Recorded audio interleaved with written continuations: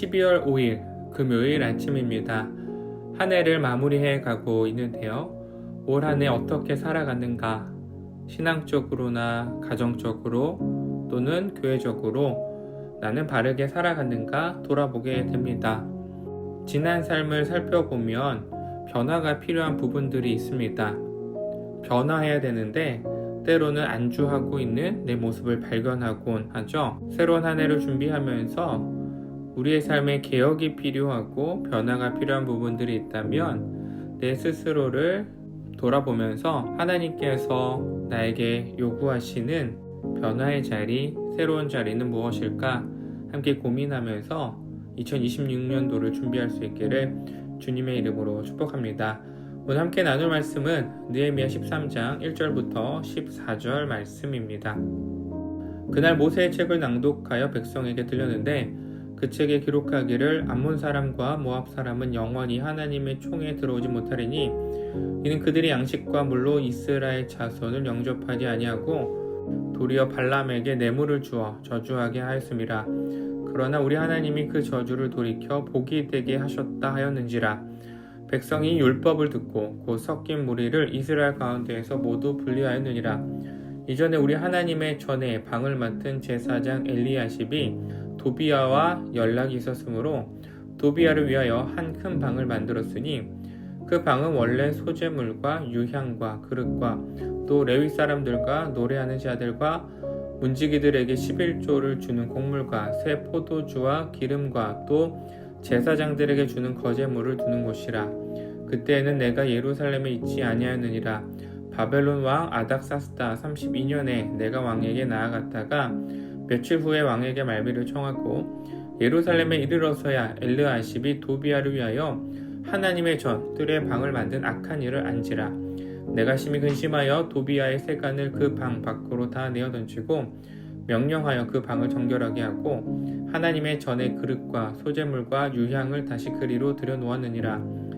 내가 또 알아본즉 레위 사람들이 받을 몫을 주지 아니하였으므로 그 직무를 행하는 레위 사람들과 노래하는 자들이 각각 자기 밭으로 도망하였기로 내가 모든 민장들을 꾸짖어 이르기를 하나님의 전이 어찌하여 버림바 되었느냐 하고 곧 레위 사람을 불러 모아 다시 제자리에 세웠더니 이에 온 유다가 곡식과 새 포도주와 기름의 11조를 가져다가 곡간에 들이므로 내가 제사장 셀레마와 서기관 사독과 레위 사람 부데아를 창고지기로 삼고 matthe나의 손자 삭골의 아들 하난을 버금으로 삼았나니 이는 그들이 충직한 자로 인정됨이라. 그 직분은 형제들에게 분배하는 일이었느니라. 아멘. 느헤미야 마지막 말씀 13장입니다. 느헤미야를 통해서 예루살렘 성벽이 재건되고 하나님께 봉헌되었습니다. 예루살렘에 거주하는 유다 백성들은 성전과 성벽 안에서 하나님 중심으로 살아가기만 하면 되는 삶이었습니다. 그러나 오늘 본문을 보면 여전히 제거되어야 할 악한 뿌리가 있었습니다.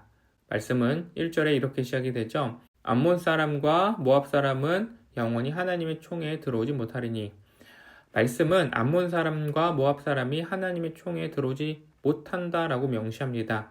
그런데 지금 유다 공동체 안에 어떤 문제가 있다는 것일까요? 이방인 문제가 있습니다. 구약 말씀을 되돌아보면 신명기 말씀부터 가깝게는 에스라서에서 이방인과의 통혼을 금지하였습니다. 이방인과의 결혼은 단순히 한 가정과 가정의 결혼에서 끝나는 것이 아니라 신앙과 문화, 민족의 정체성이 섞이는 부정함을 가져오기 때문이죠. 이스라엘의 멸망 또한 신앙 공동체로서의 정체성을 지키지 못하고 이방 문화와 종교적 혼합에서 야기되었다라고 말해도 과언이 아닙니다.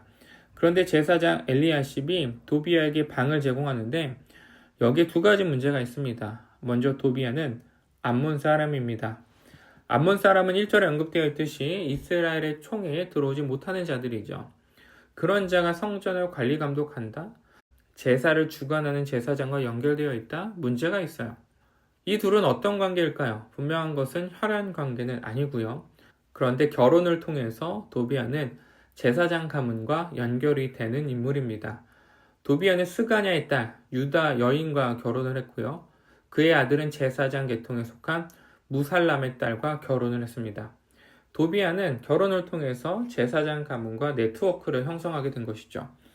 두 번째 문제는 암몬 사람 도비아가 제공받은 방은 성전에 속한 공간이었다는 것입니다. 5절 도비아를 위하여 한 큰 방을 만들었으니 그 방은 원래 소재물과 유향과 그릇과 도비아가 제공받은 방은 본래 어떤 공간이었어요? 제사 제물과 물품들이 놓여 있었던 공간이었어요. 거룩한 공간이고 구별된 공간이죠. 그런데 이 공간이 암몬 족속 도비아에게 제공된다? 유다 민족이 얼마나 정결하지 못했는지를 보여주고 있는 모습입니다. 느헤미야는 현재 부재 중이었습니다. 아닥사스다 왕이 허락한 기간이 끝나고 본국에 돌아가야 했기 때문이죠. 그런데 이 모든 일이 언제 일어났습니까? 리더의 부재 중에 일어난 일이었습니다. 예루살렘으로 돌아온 느헤미야가 8절에 보면 심히 근심해요. 어처구니가 없죠. 참을 수 없는 모욕을 느낍니다. 지금까지 성벽을 재건하고 하나님 앞에 정결함을 위해서 봉헌했는데 잠시 자리를 비운 사이 성전이 다시 부정해졌어요. 더 큰 문제는 성전을 관리해야 할 레위인들이 성전을 떠난 것이었습니다. 10절에 보면 레위인들이 받아야 할 몫을 받지 못해서 생계를 위해서 성전을 떠납니다. 밭에 가서 농사를 지어야 했고요. 일을 해야만 했습니다. 레위인들은 다른 지파와 달리 땅을 분배받지 못한 지파입니다. 이스라엘 공동체가 드린 11조나 제사 제물로 생계를 유지하는 사람들이죠. 백성들의 제사를 드리고 하나님께 제물을 드려야만 먹고 살 수 있는 사람들입니다. 그런데 느헤미야의 개혁 이후 곳간에 제물과 곡식이 쌓여 있었어요. 레위인들에게 줄 몫이 없는 것이 아니었습니다. 그런데 지금 레위인들이 받아야 할 몫을 받지 못하고 있는 거예요. 분배에 문제가 생긴 것이죠. 누군가 중간에서 가로채기를 했을 가능성도 있고 여러 상황들이 얽혀 있을 수도 있습니다. 중요한 것은 레위인들이 생계를 위한 몫을 받지 못했다라는 거예요. 어쩔 수 없이 성전을 떠나 밭으로 갈 수밖에 없었던 것이죠. 이에 느헤미야는 공정한 관리와 분배가 이루어지도록 사람을 세워요. 어느 한쪽에 편향되지 않도록 13절에 보면 충직한 자들을 분배하는 업무에 배치시킵니다. 공동체의 건강은 성전과 성벽 재건에서 완성되지 않습니다. 성전의 재건은 예배 회복이죠. 성벽 재건은 예루살렘에 거주하는 삶의 회복입니다. 그런데 이런 외형적인 건물이 완성된다 한들 예배하는 예배자들, 일상을 살아가는 그리스도인들이 정결하지 않으면 공동체는 회복되지 않아요. 공동체 한 사람 한 사람이 건강해야 공동체 전체가 건강해지는 것이죠. 따라서 공동체의 건강은 함께 만들어가는 것입니다. 어느 한쪽에 힘이 쏠리고 몰리면 그 공동체는 위험해져요. 이를 목도한 느헤미야는 신뢰할 만한 사람들로 위원회를 조직하죠. 그 구성원들이 제사장 셀레미야와 서기관 사도, 레위 사람 부대야, 평신도 마따냐 같은 사람들이죠. 이 구성원들을 통해서 엘리야십과 같이 개인적인 편견에 좌우되지 않는 이 공정한 관리가 가능해지는 것입니다. 공동체의 권력이 누군가에게 집중되지 않고 분산될 때 각자 역할을 서로가 감당할 때 공동체는 건강해집니다. 빛송 공동체는 건강한 공동체가 되기를 소망합니다. 교회 지도자들 몇 사람의 손에 의해서 의존하고 세워지는 공동체가 아니라 한 사람 한 사람의 목소리와 손길을 통해서 함께 만들어져가는 진실한 공동체가 되기를 소망합니다. 이를 위해서 공동체의 일들을 감당하는 내 자신이 정결해지고 거룩해져야만 합니다. 사랑하는 우리 모든 성도님들이 정결해지는 하나님의 백성이 되길 주님의 이름으로 축복합니다. 기도하겠습니다.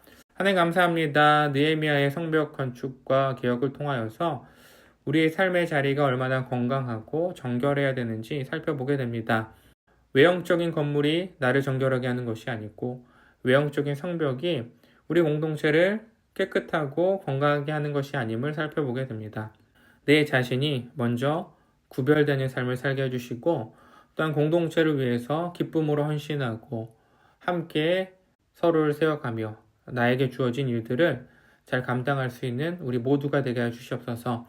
한 해를 마무리해 가면서 빛소금 공동체가 더 기도와 말씀으로 단단해지게 해주시고 또 새로운 한 해를 준비하면서 하나님 중심으로 빛소금의 성벽과 성전을 세워갈 수 있는 우리 모두가 되게 해주시옵소서. 감사드리며 예수님의 이름으로 기도드렸습니다. 아멘.